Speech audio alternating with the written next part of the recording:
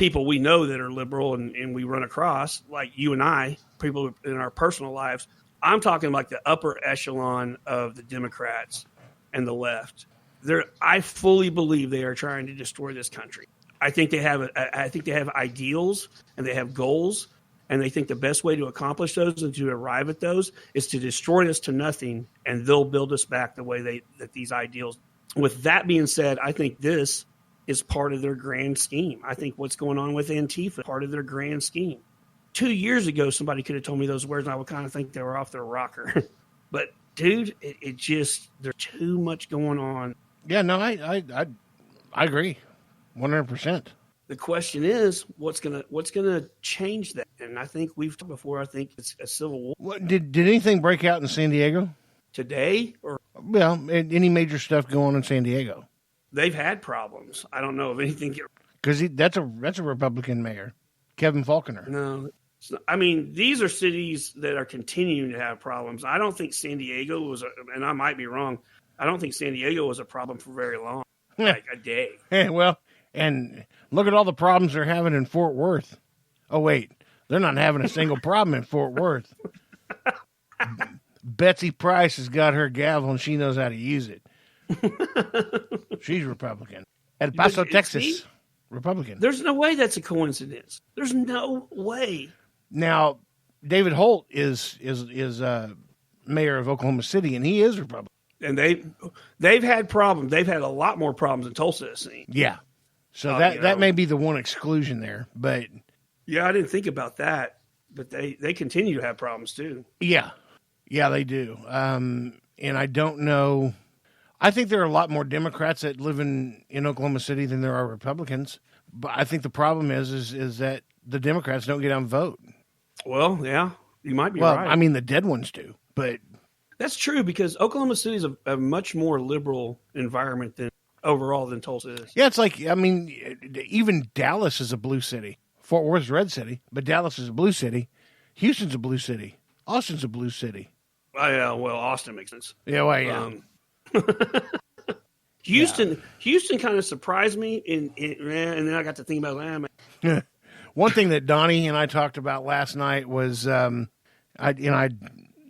sent you that text last night about hipsters, and we talked at length about this, and we were talking about name changes, in the Tulsa race riots, or the race or Tulsa massacre, or whatever you want to call it. It's okay because the hipsters rename shit so they feel better all the about time. it. So, yeah, Robert E. Lee Elementary, they changed the name to that. Why? Because the hipsters felt like they owed it to get rid of that because he was a racist. Well, okay. And you had Brady. They renamed the street to MB Brady, which was dumb. And then they renamed it to Reconciliation Way. I went on and on and on about that in an old podcast. And then they changed the name to the Brady Theater. African-American culture, the black people there didn't have nothing to do with that. The only thing that the hipsters were doing, honestly, in my opinion, those guys with the pretty hair and the curly mustache on the little end, the handlebar bullshit, perfect beard, flannel shirt. You can tell it's been ironed, because they can't just stand getting that right out of the back. Because it's not a Dixon. Right. If I see a hipster wearing a Dixon, I'm going to knock him smooth the It's fuck on out. site, homie. It is on. It is on. But anyhow, it's the hipsters that did all this. We're going to change the name. You know why? At the root of the thing, why you guys did it? You white hipsters did it to make yourselves feel better about what your grandpa or great-grandpa or great-great-grandpa or sneaky Uncle Chuck did in the past. Well, you know what you just did? You ripped a fucking Band-Aid off a wound that was trying to heal. You opened it up. And now what are we going to do? Dig up half of Tulsa? To find, apparently. to find a burial ground? What's that going to solve? African-American. What is that going to solve? Yeah, the African-American community wasn't calling for that. I mean, some of them are on board now, but that wasn't their idea. You know whose idea it was? G.T. Bynum and the hippie hipsters, man. I'm starting to dislike Tulsi. I don't know about Well, you. he's a Republican, but I think he's different than what he presented during. Way. While being Republican, he kind of is a liberal. No, kind of. He's a very liberal Republican. Republicans have their man card. Ask any Republican out there where their man card is, and they'll pull it out of their wallet. Well, it's like we're talking Black Lives Matter when there were 5 demands, and he gave all 5 of them to him right out of the gate. And you know what you can't find? You can't find a trace of what they talked about on online on a search. It's gone. It was there, but it's gone. Yeah, we talked about that last night. Yeah, That's I don't know how that happened, but this just goes to prove that young people need to age a little bit. At least they got the president thing right. You got to be older than 39 to be president. Good. I'm glad somebody way back when actually thought about that. Yeah, I was thinking ahead. Otherwise, AOC could probably be president, and I would rather stick my thumb in my butthole and suck my thumb than to have her as if she's president. Oh, dude, you said AOC could be president. I about passed out. God, Well, that's a terrifying thought. if this crap keeps going, Hey, you brought her name up. That brings up something we've talked about a couple times now. do it. I want to know how people feel about this. AOC and Ilhan Omar have been on Twitter instructing people what to send to supply the rioters. I mean, they want. How can we have people in Congress that's actively encouraging what is at the brink of the destruction of the country? Well, it's not inciting a riot, but if you're giving sustenance to the rioters, what's the difference? I mean, and I feel like, okay, you're actively wanting people to supply an organization because Antifa is part of them that we're calling a domestic terrorist organization now. Like, you're actively helping a group trying to overthrow the government. Isn't that treason? Well, here's the thing: is if you had a couple of ISIS members here in the United States and somebody was bringing them water and food because they were hungry and they're hiding out, well, even if you're not the one holding them and hiding them out, you're still aiding and abetting. So why can't Ileana Megabush and AOC's Drink Slinger? Yeah. Drink Slinger. I feel like there's some laws being broken by some congresswomen. And if they're not breaking the law, they're definitely skirting the law. Well, okay. So you're skirting the law on this, and then you get pissed off at Trump because he won't give up his tax return. Exactly, man. Well, like, what?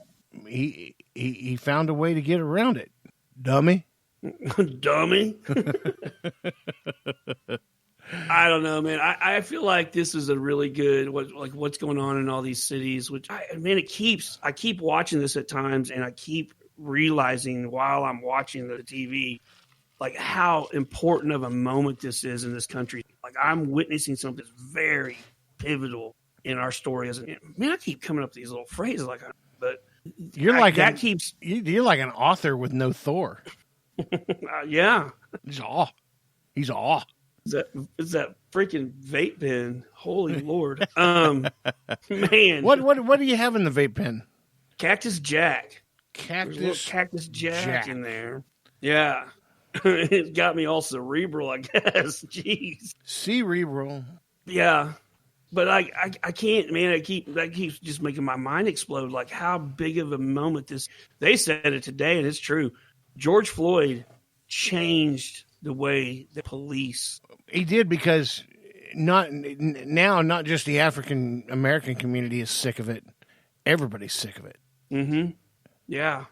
And that's what I was saying last night. I hate that in an alternate universe, Antifa wouldn't exist and they wouldn't have got involved in this and all this havoc wouldn't have broke out, because I really feel like in that first day when Minneapolis started the demonstration, I feel like that vibe could have continued.